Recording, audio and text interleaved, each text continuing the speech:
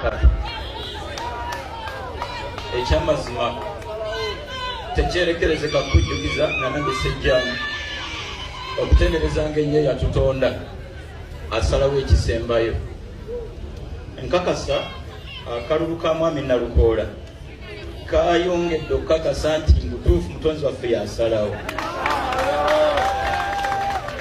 si maanyi si byakulwanyisa tusigale nga tukkiriziganya n'omutonzi waffe ebbanga lyonna mubasibirira bwe mwesibirira mbakakasa talina muntu gwatadde nga walubeerera buli ali bwali buli lunaku olukya lutola ku nnaku zasigazaawo ne bwalwawo nga tobuzaabuzibwa okulwa mu kifo n'osuubira nti kyalubeerera mu layini eyo tutukirize buvunaanyizibwa bututikkiddwa bwe buba buganye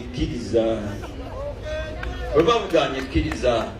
nonsaasire sijja kikusukkakaawo nenebaza nnyo mmeeyo ono taata Namuli nsaba omutonzi waffe n'ekifo kinaakikwongere bwoba okyakyetaaga bw'owulira okikoya akuwa ekisinga ate ku kino wanaataaleetewo omulala mwami Nalukoola nkozaayoza nga muganda wange mmanyi nti tebibadde byangu naye anaatuuka ku birungi ateekwa okubaako byayiseemu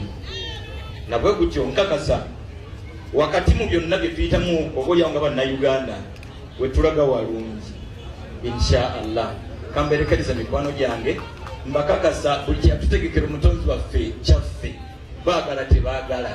ekiro ekya Lailatul Qadiri kitegeeza kiro mwafulumiza enteekateeka gy'ayina kati yazifulumya tebalina kye batugamba tukkakkane